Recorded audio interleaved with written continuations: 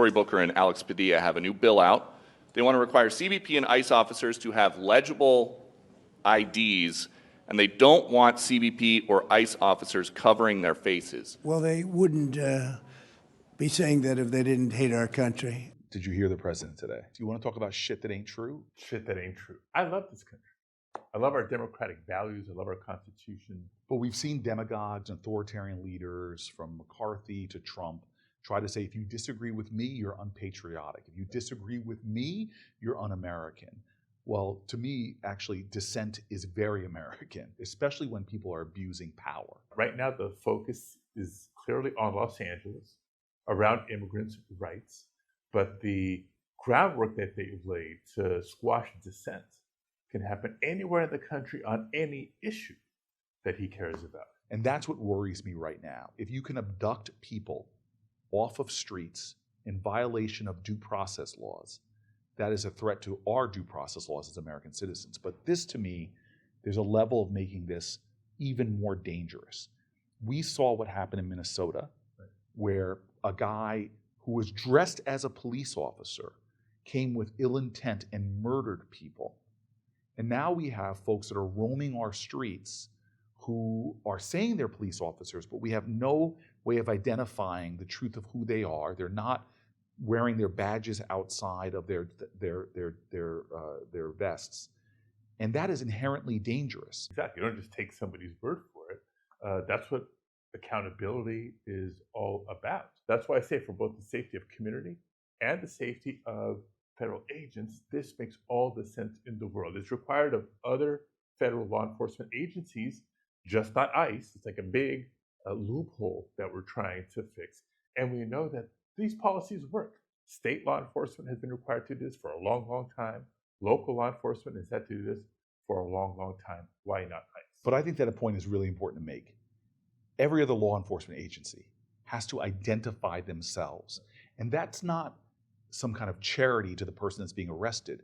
That is for public safety, so that you know when that person is coming to your door, approaching you on the street, and they're not properly identifying themselves, you are asking for a conflict that can put law enforcement in danger. And sadly, that's, I think, a big part of what Donald Trump wants. He wants to escalate the tensions. He wants the divisiveness. He wants the chaos. He wants the fear. He wants the terror.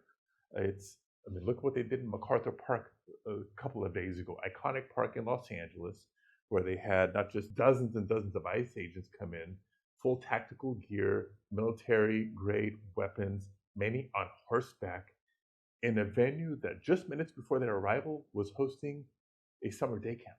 Right, kids are out of school. It's a summer day camp. And after all these theatrics, which I'm sure generated a lot of social media content for their platforms, 0 detentions, 0 arrests. It was all for show and to sow even more fear in those communities. For ICE not to do what every other law enforcement agency has to do, which is identify themselves. And there's a whole other dimension of this too. You mentioned the incidents in Minnesota. There's already other documented cases in California and North Carolina, so many places in between, of people impersonating ICE agents as their way in to commit burglary, robbery, sexual assault. So there are documented cases where people impersonate ICE agents in order to commit crimes. Yes. And we're telling our ICE agents, don't worry about it. You do not have to identify yourself. Okay. So this is riddled with problems, riddled with risk, riddled with danger. And so our bill is trying to actually protect ICE agents, protect the public. If you're doing federal law enforcement, like the ATF, like the FBI, you have to identify yourself when you're doing your duties as a way to protect the citizen as well as protect the officer. That sounds like something that's pretty patriotic to me. Pretty patriotic, pretty common sense, not just what we think is a good idea, it's proven policy. Right. There have been so many people in American history, demagogues and wannabe despots, that tried to tell you, in order to keep you safe, we're going to take away some of the basic fundamental rights, that you're going to have to trade your rights for your safety. That is really dangerous. We have seen it time and time again. We can actually uphold the law, enforce the law by also upholding people's rights. Look, you and I both sit on the Judiciary Committee. We know that sometimes it's a delicate, even a difficult balance between civil liberties or fundamental rights and public safety. We don't have to choose. They're not mutually exclusive. We have to maintain both. So how do you feel when someone who is violating our democratic principles, violating our fundamental rights, calls you un-American? It's their guilt shining through. They're the ones that are un-American by trying to undermine our fundamental rights for their political agenda.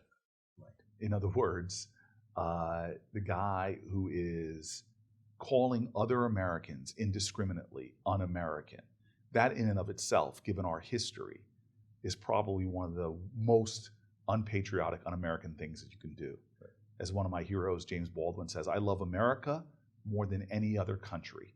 That's why I reserve the right to criticize her perpetually. And I'll add this, especially when a leader is doing something wrong. Speaking truth to power is one of the best parts of our American tradition. Right.